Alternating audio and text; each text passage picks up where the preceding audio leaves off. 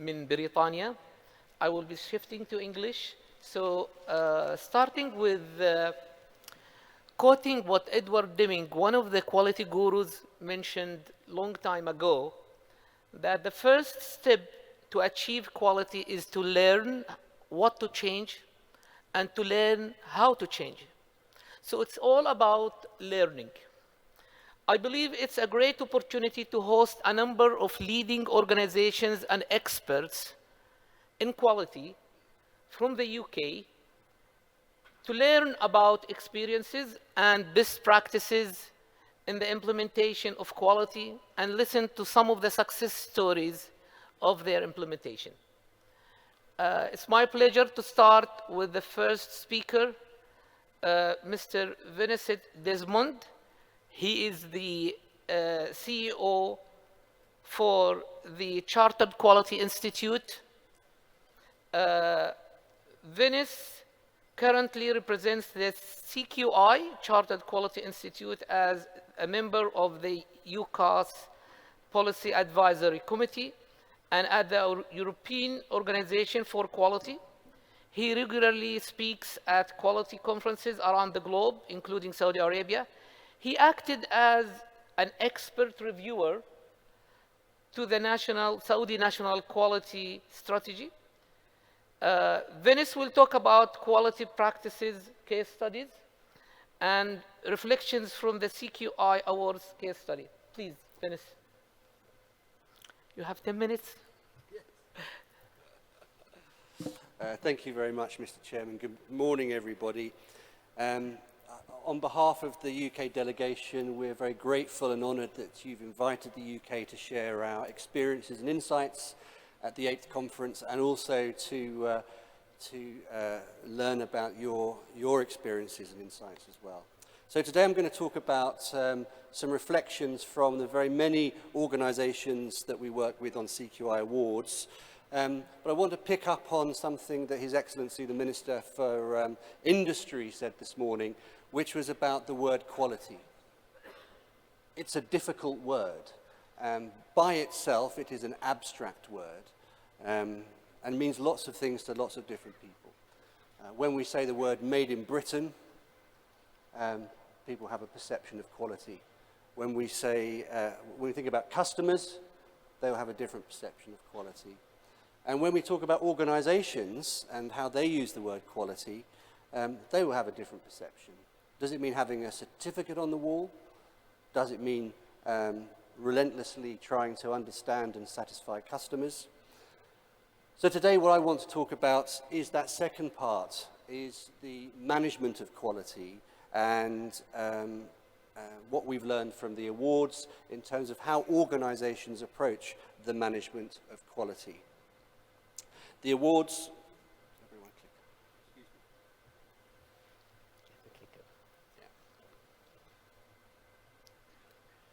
So on our website, you'll be able to download case studies from award finalists and winners for the past few years and read some of the detailed case studies for yourself.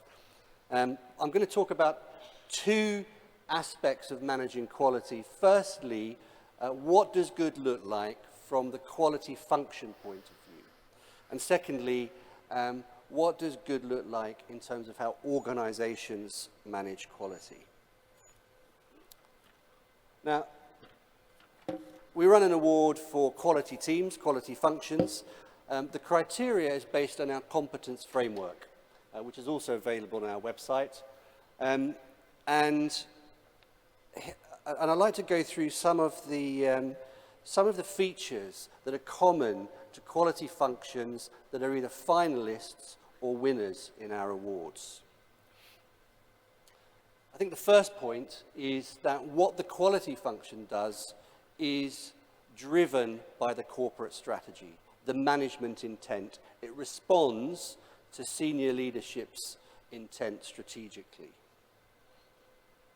Second point is that the way the quality function and the quality profession is positioned is as what many people call a business partner. So this is not positioned as checking the homework of the business, This is positioned as helping the business understand risk, mitigate risk, helping the business understand customer requirements, helping the business focus on improvement. A large part of that is providing managers and leaders with the right data to make decisions. A large part of that is shifting the mindset of the organization and the quality function from solving quality problems to preventing them. And increasingly, a large part of that is innovating how quality is managed through digital applications. And finally, what we see in really effective quality functions is a deep focus on competence and skills. Not just the competence and skills for today, in terms of process, systems, assurance, improvement, but the skills they're going to need tomorrow. This is the adoption of apprenticeships, the adoption of graduate programs, and the attraction of a more diverse range of skills into the quality function, especially around the technology agenda.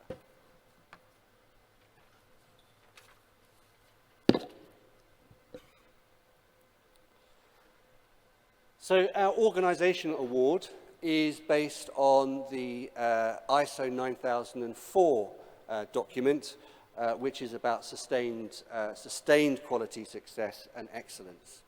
And again, I'd like to take you through some of the key takeaways from our recent finalists and winners.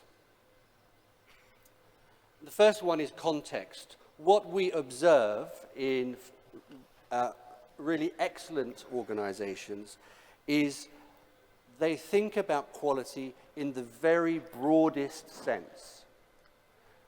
They think about quality from the broad set of stakeholders, which now must include people and planet. Increasingly, organizations that are not thinking about and responding to how consumers expect them to behave in terms of social and environmental issues, they are not being perceived as a quality organization, if you like. Second point is leadership, and again, His Excellency from the Ministry was talking a lot about leadership. What we observe in really excellent organizations is something that is absent. And what is absent is a disconnect between leadership messaging and what is understood by the management and operational side of the business. Where we see leadership failing in quality, the business is hearing messages from senior leadership, but does not believe them. It's hearing senior leadership saying, the customer is the most important. But the messages they're receiving is actually cost is most important, or delivery is most important. And if the business, the rest of the business does not see a coherence between what the leadership is saying and how they're behaving, what they're hearing them really say, what they're hearing them do, then that culture of quality is very difficult to achieve. So message alignment from leadership is absolutely important. Third one is process management, process ownership. Organizations that see what they do as repeatable and improvable processes. Not just at the leadership level, but all the way down to process owners and operators. My next point is about culture and learning. A lot of analysis and data exists in organizations, but the best organizations are able to capture this data and use it to create what you might call a learning organization. A culture where the organization wants to understand performance, wants to improve, and importantly then has the tools and techniques to use those data and make the improvements.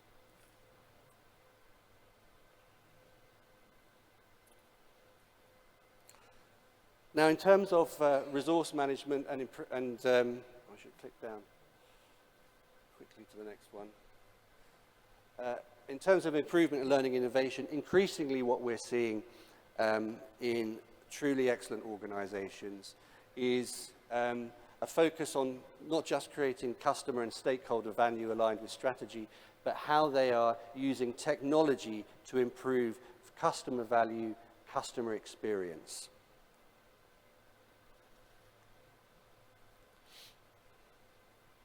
So, what I've talked about today, a lot of that is old news, I think, from the UK. A lot of it, you will say, okay, well, those have been the challenges, and those have been the components and ingredients of what makes a truly excellent organisation and a truly excellent quality function. I suppose what is new is this idea that how society views quality is broadening. It is not simply specification, cost and availability. This idea of impact on society and the environment is becoming part of quality in its broadest sense in terms of product, service and the brand of the organisation, and if you want to talk about made in Britain, the brand of the country as well. The second point that I think is that is observable from these case studies is that the move from product to servicisation being facilitated by technology. The customer experience, how the customer is embedded in the development of product, services and processes is almost a partner in that, is becoming important. So the second piece is around collaboration and how really excellent organisations not only collaborate internally, but collaborate in their total value chain all the way from the customer through their suppliers into society and the environment. So a little bit of old and a little bit of new. I hope you found it interesting and useful. I look forward to your questions. Thank you very much. Thank you, Vince.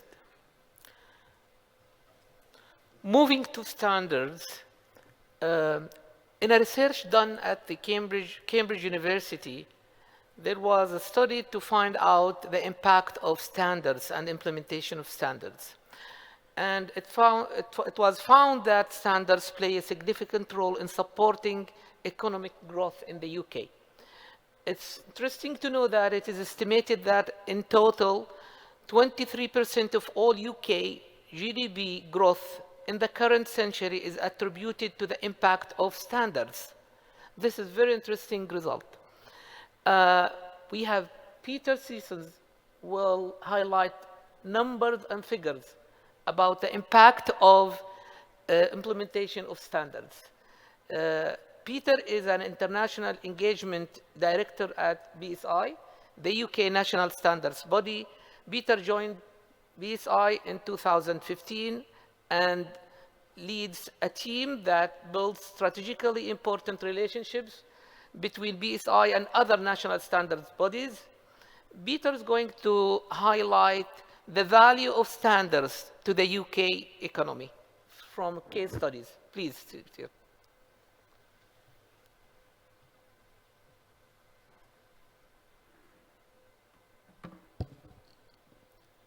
Your Excellencies, distinguished guests, ladies and gentlemen, good morning. I'm Peter Sessions, I'm International Engagement Director at BSI, and BSI is the UK's national standards body. Over the next 10 minutes, I'm going to talk about some research that we recently published looking at the economic contribution of standards to the UK economy. And I think it's a really important discipline to establish what the impact of the standards that we publish play at an economic level. The evidence is vitally important for both policymakers in terms of making decisions about supporting investment and the use of standardisation, but also to organisations to provide them with the view of the impact of using standards within their business. So just by way of background, BSI commissioned the independent economic research firm CEBR to do a study of the economic contribution of standards to the UK economy. And we felt it was really important for us to have an independent view to really sort of look at the core impacts and causation of the role that standards play to support the economy in the UK. And CBR used quite a complex methodology to utilize both literature research, so looking at the stock of standards that are within the UK National Catalogue, but also they did a huge amount of engagement with industry and organisations. So they surveyed over 1,000 companies to really get their view in terms of the impact that standards had on their business. And this included companies from 16 different sectors. So we've got a really good and strong snapshot of what's going on in the UK. So I'll go through the outcomes at a business and a whole economy level. So the first finding was that £8.8 billion is the value of standards to the UK economy per year. And that was drawn down over a 10-year period. 69% of the companies that we surveyed have experienced a net benefit from the use of standards. So this is a significant number and demonstrates the value that standards bring and play within the business community. 78% of companies said that using standards increased their annual turnover and productivity levels at a point of implementation. So 4 out of 5 of the companies that we surveyed were seeing a positive economic impact on their business in terms of turnover and productivity, which is very significant. And 79% of exporters say that using standards increased their revenues at the point of implementation. And this demonstrates that the companies surveyed are using standards as tools to secure business opportunities around the world in a global marketplace. Within BSI, we see that standards act really fundamentally as a passport to trade. Some additional business benefits. So 65% of the companies that we surveyed said that using standards enhanced their reputation. By using disseminated good practice, companies can demonstrate both the quality of their products and their services, but also it can help them with their brand reputation, demonstrating that they are a good market participant. 89% of the companies that we surveyed that use environmental standards observed positive changes within their business. And this related to, for example, reduced wastage, reduced electricity use and reduced emissions. And this was within 3 years of implementation. And I think this is a critically important fact in that standards will play a transformational role to support the attainment of net zero. And there are clear business benefits in investing in delivering environmental sustainability. And standards can provide a very strong tool to support this. And 68% of the companies that we surveyed said that standards encourage innovation through the diffusion of knowledge. Standards play a critically important role in developing communities in new areas of technology that can come together to agree common terminologies which supports the de-risking of investment, which supports consumer acceptance, and it can play a role in supporting the regulatory response to new technologies and industries. So the last 2 slides have demonstrated that standards provide a range of business benefits. And we will use this evidence to further engage with the business community to enhance their understanding of the role that standards can play to support their business. Now, this is increasingly important within the community of small and medium enterprises, who often see standards as a tool to support compliance and as a cost to their business. The evidence shows that standards are a tool that should be seen as an investment, supporting business transformation, stimulating business growth, and it's vitally important that we all spread this message. The study further looked at the economic impact of the UK economy as a whole.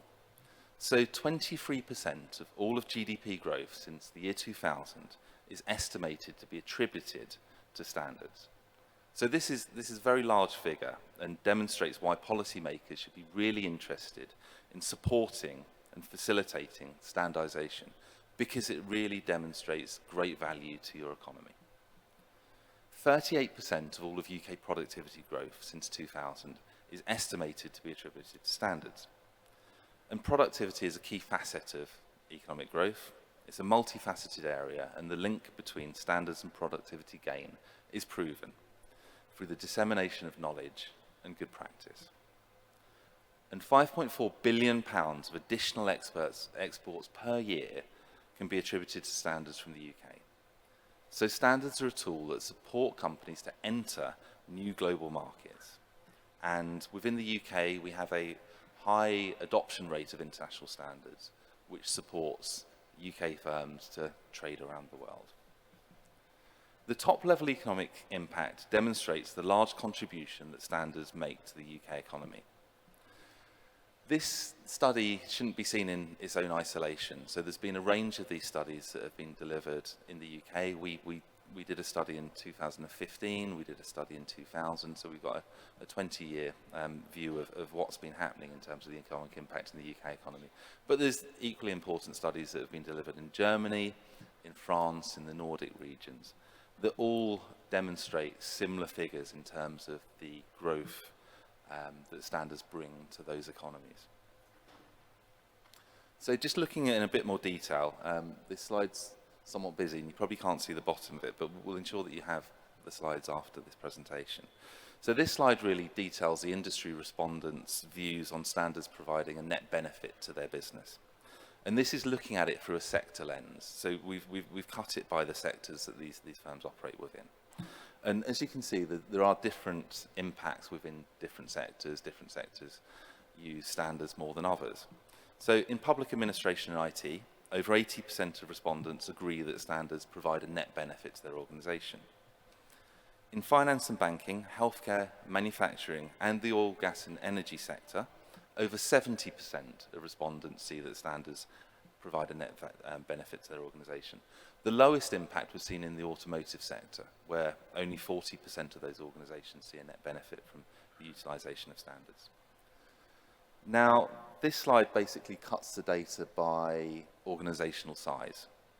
And you can see that there are differences in the views from different market actors of different scales. So over 50% of all the organisations that we surveyed derive a benefit from using standards. You'll see that there are larger perceived benefits from larger companies, and the largest category that disagreed that standards bring a benefit to their business was small businesses. And small businesses have limited access to resource, they sometimes have limited expertise, and they can perceive standards as a cost of doing business without necessarily fully seeing the full benefits that standards can realise. So we still have more work to do to educate small companies on the benefits that standards generate. And in the UK, we're actively working with the business community and trade associations to support this. We've also developed what we call a number of little books, which basically take some of the largest standards that we publish and pull out the core concepts that can be applied within small businesses without them having to use the full standard. They can then learn from that experience, they can then benefit from that experience, and then they will start to implement the full standard in the future. This slide really looks at the increased impact on the UK economy from a number of different sectors. And it's no surprise that the sectors that have the biggest benefit are making the biggest contribution. So the healthcare and IT sector, for example, can be seen to be the largest impact. And the smallest impacts were around transportation and also aerospace. So this has been a very quick run through of the study that we've just published last week. And it demonstrates the contribution of standards to the UK economy. Standards clearly support productivity gains. Standards clearly support export growth. And there's a great amount of evidence that supports that. The study that I've spoken about is freely available on our website, and we'll ensure that people can access that documentation.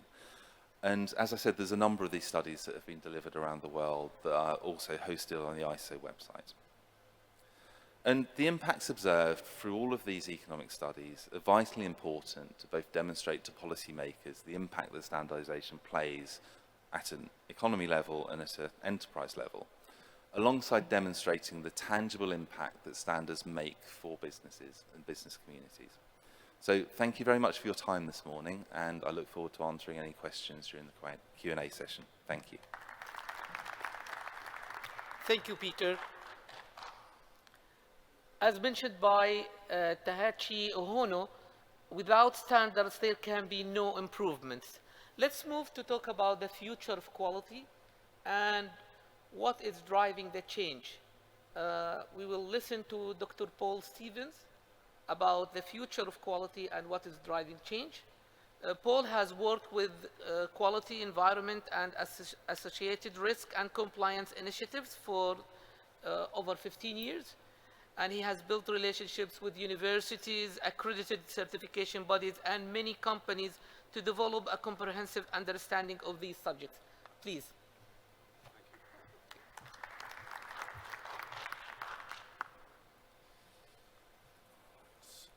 Good morning, Your Excellencies, distinguished guests and colleagues. Thank you for this fantastic opportunity to be here today. So firstly, I'd just like to talk a little bit about ISO. So we're a software training and consultancy company providing solutions for governance, risk and compliance, and that includes ISO 9001, the quality management system. We've been operating for 15 years with a small but highly experienced team, and we hold ourselves UCAS accredited certification to both ISO 9001 and 27001. So we understand the values of this personally. And what underpins everything we do is a drive to continually improve the quality of the service and solutions that we provide to our clients. Just want to touch on a little bit about the clients we work with. So we support sole traders through to multinational organisations, and a few of these on the slide here. And we support these clients with a range of standards. So, of course, 9001, but also standards like 27001, which we're seeing a real increase in, 14001, carbon neutrality, also areas like SOC 2 and TISAX. So, as was pointed out, we have a close or positive working relationship with the major UCAS accredited certification bodies in the UK, and also Cranfield University, where I'm also a visiting lecturer. So today, it's the patterns, the approaches, the challenges and the benefits that we see in working with these clients that I would like to discuss. So we'd like to talk about the quality of, the evolution of quality, but the evolution of quality management systems particularly. So what's driving the changes we see in the market? Our views, personal views, and where we think that that's taking us into the future. And then the positive impacts this is having on quality.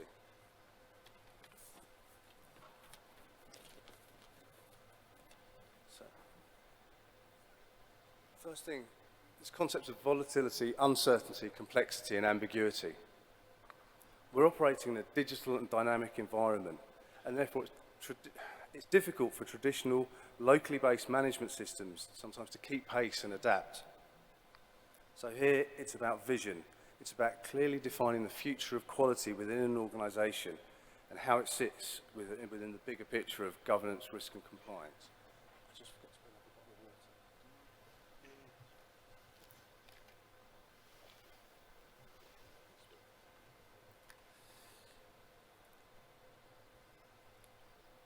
Excuse me. So it's about uncertainty. It's becoming more challenging to anticipate events or predict how they'll unfold. So we can't simply rely on static management systems based on historic experience. And here it's about understanding the organisation, so working back from strategic aims and then considering the context in which that organisation operates in, the risks to not meeting those aims, and then the controls we have in place or the controls required to ensure those aims are met.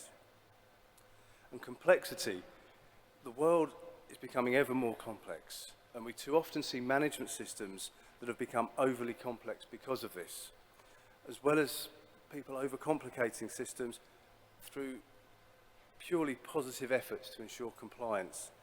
So here it's about clarity, keeping things simple and focused on what really counts, but also promoting a consistent culture for making decisions and then accounting for mistakes when and if they occur. Finally, ambiguity. It's rare for things to be completely clear or precisely determinable. So not everything is black and white. So a one-size-fits-all solution for quality isn't appropriate. And here we think about agility, so the intelligent linking of the known benefits of quality with new and emerging opportunities to support it.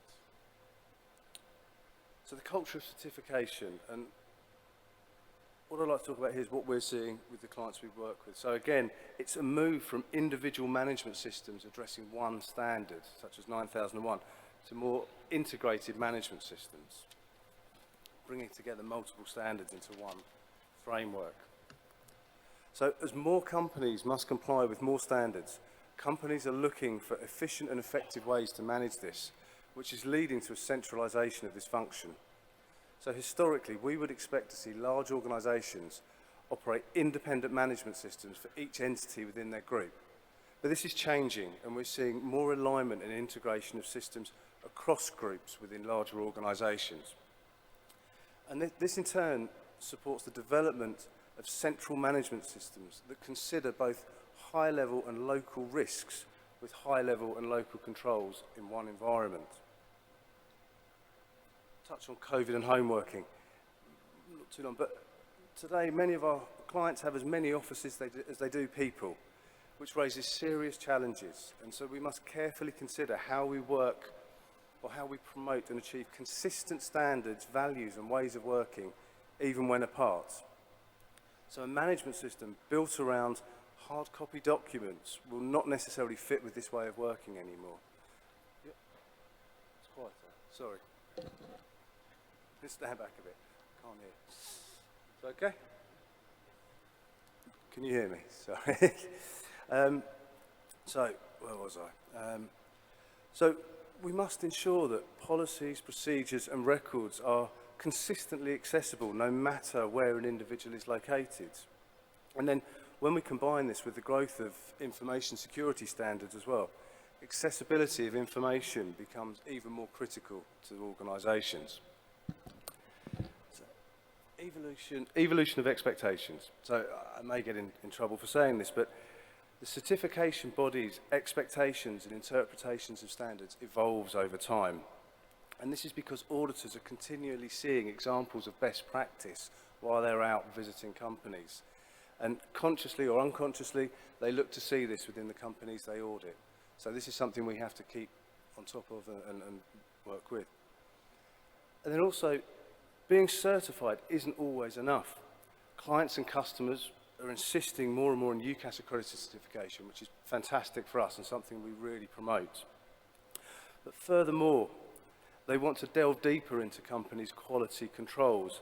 So they're looking for example, of copies of third-party audits, management reviews and objectives. So companies must be prepared that these may be asked for by their clients. And I think this is evidenced through growth of standards such as the NCA framework and SOC 2, which provide much more detail. Hurry up a little bit. So, just moving on to the future. So, we're seeing a greater importance being placed on the culture of the organisation and leadership. When we say culture, I think the best way to sum it up is the way we do things around here, how things work in an individual organisation. And we need to take this culture into account when considering the elements of a system, of any management system. And we also need to provide leadership teams with a holistic view of quality. New risks and opportunities can quickly arise, significantly impacting an organisation. So delayed reporting and annual reviews of a management system are not really sufficient. Management systems must be dynamic and flexible. It's got an increased relevance of context analysis and risk management. This is becoming ever more important in the systems that we support our clients with. So it's essential that we have a consistent and dynamic monitoring of the external environment and the impact this can have on quality. So, I'm going to jump forward a little bit here, sorry. So, if I just jump into improve communication. So, if we expect something but we don't communicate it, we're not going to get our desired outcomes. I think that's really critical in any system to be aware of that. So it's fundamental that we identify and communicate the roles and responsibilities related to a management system to ensure it becomes truly embedded within the organisation. And this approach allows for quality managers to manage a system rather than be responsible for every aspect of it. So, also, I'd like to consider that it is not a requirement of a management system that everyone understands every aspect of it. So when we take just the areas relevant to individuals, we take that information to the right people, we see significant improvements in buy-in and resource efficiencies with these systems. And finally, it's been touched on quite a bit throughout the conference, this move to digital tools to support quality. A management system should identify relationships between its different elements.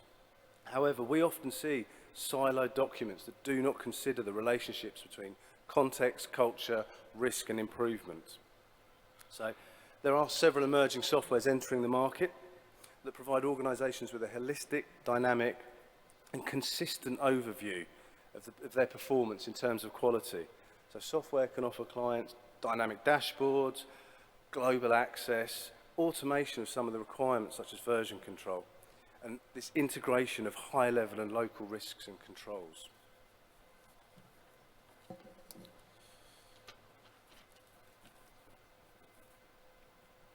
So, to sum up, some of the positives that we're seeing is this move towards management systems that allow for the delegation and monitoring of responsibilities and performance.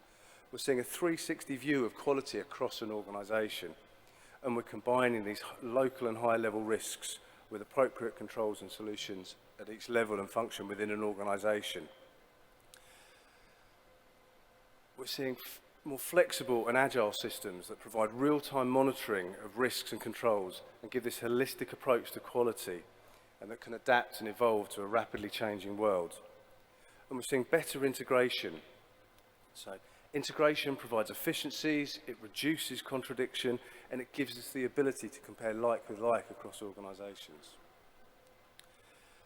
And with this integration, we can bring together this function of governance, risk and compliance into a dynamic solution, which includes quality, but also combines other standards and compliance requirements from an organisation. And then finally, participation, which I think is absolutely key. A clear and consistent communication with shared and understood responsibilities is the goal of a management system. And if we have the right culture of quality, this leads to engagement and dynamic and a dynamic and adaptive environment that can quickly change and adapt. So thank you. I hope that's been of some interest, and I look forward to receiving your questions. Thank you very much, Paul. Thank you. As the whole country is moving towards achieving the vision of 2030, I think that there is a very critical factor to the success of implementation of quality. That is a culture of quality. To have quality as the responsibility of everyone. Now we will listen to Kris, who is going to talk about improving our quality culture from BAE Systems experience. Kris is the quality director working for BAE Systems Saudi Arabia, and he has been with BAE Systems for over 30 years. He has worked on many different projects in BAE, improving quality and creating quality culture. Please. Fantastic, thank you. I hope you can hear me okay. Your Excellencies, distinguished guests, ladies and gentlemen, Salam alaikum. Thank you. The opportunity to speak here is a great privilege. I'm also very privileged to have spent time in Saudi Arabia working with BAE Systems, but also with many Saudi industries as well in our field. I'll just take a few minutes today. I know we're getting pushed for some time. I'll give you a small introduction about BAE Systems. I'll give you a small introduction about our operation in Saudi Arabia. Kris, if you can move forward a little bit, yes? Okay. Is that okay, guys? And I'll give you a little more information about our quality culture and what influences that quality culture.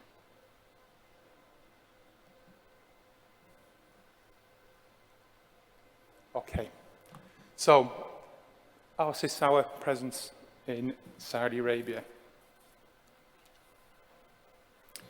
We've been in Saudi Arabia for over 55 years. Our main role is operating as a prime contractor between the Saudi Arabia government and the UK government and the government-to-government trade agreements that we have. For our activities, we deliver two main programs. The Saudi British Defence Cooperation Programme, which deals with our relationships with the Saudi Air Force and the Saudi Naval Force, and our Salam programme, which deals with the sales of Typhoon and the operation of that aircraft platform into the Kingdom of Saudi Arabia. We have over 7,000 employees spread across a number of sites through Saudi Arabia, both in central regions, eastern regions and western regions. We also have a number of kingdom-based companies that provide us services. We have a company that provides our technology and information service, our international systems organisation. We have our SMS CMC, which is our logistics organisation, and we have our Saudi Development and Training. The Saudi Development and Training organisation helps us provide our technician training into both our own employees who operate, but also into the Royal Saudi Air Force operators as well. Just a little bit more detail on those. Just a little bit more detail on those platforms. So what do we do? What are the products that we have here? We provide the technician training, as I've said, and that runs through from the complexities of pilot training to the service and the maintenance and the technician training for those aircraft. It runs through the logistics support for those aircraft, the provisions of spare parts, repair activities. We provide Hawk aircraft platforms with the pilot training and the assembly. One of the key things we've done in the last few years is work with Saudi industry, some of the Air Force resources to be able to provide that in-kingdom final assembly activity, which I believe was the first of its type in Kingdom. We provide Hawk support to the Hawk aircraft, the Tornado platform. We also support over in Jubail some of the naval ships.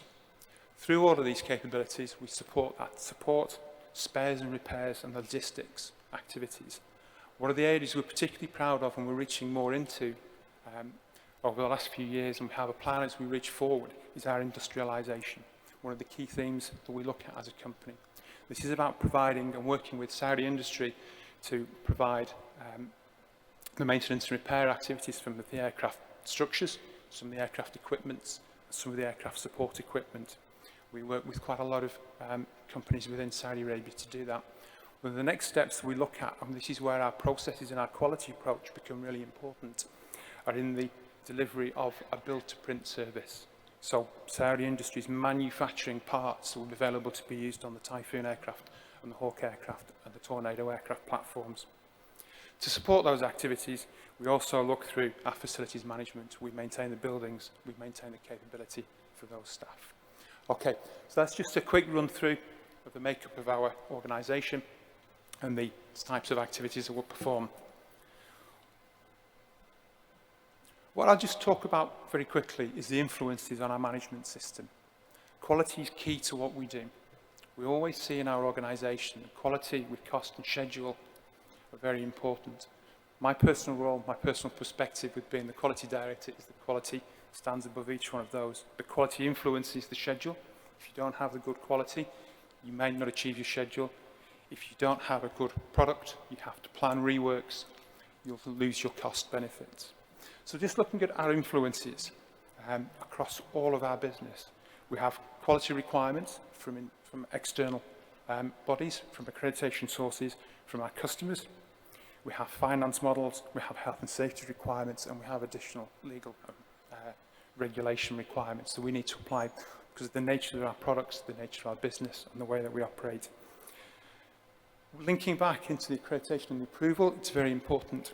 Those approvals are regularly oversighted and assured by external awarding bodies. When I look into some of our training arrangements, we've managed to achieve a Part 147, a GACA Part 147 approval. We've been the third or the fourth company to achieve that in Saudi Arabia. But we get regular oversight, and it helps us benchmark our activities. It helps us benchmark our practices and move ourselves forwards, learning from some of that experience. We also have, as our second layer, a set of corporate and operational frameworks that they're how we manage and deliver our internal projects. Each of those has a quality requirement, a delivery requirement, a financial requirement. Those activities are also reviewed internally. They're part of the activities the external recruiters, the external accreditation bodies will provide to us. And we also have some self-declaration activities that help us drive the ownership of those quality aspects and those delivery aspects down into our teams. We also, because of the nature of the different platforms, the difference between the boats, the difference between the aircraft platforms, have some very specific customer requirements that we need to recognise, we need to manage. And then we have the standards and procedures from our internal perspective that drive those and the processes, the types of things we need to achieve.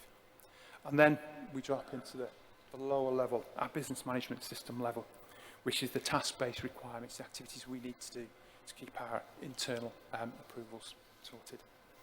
So I hope that just gives a little bit of the oversight and some of the complexities that we have to deal with when we're thinking about how we apply quality and how we embed those things into our day-to-day activities. If you let me now, I'll just talk a little bit about our quality culture.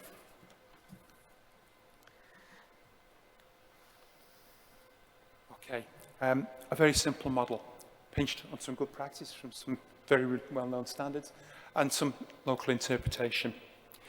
What we draw is a cog. We described it as a cog because we see it integral and integrated with the rest of the business. It allows us to focus on different parts of our activities, and we link our business objectives to each one of these focus areas. And while we can address each one individually, and the standards we've seen today link some of those things individually, we can also group them together.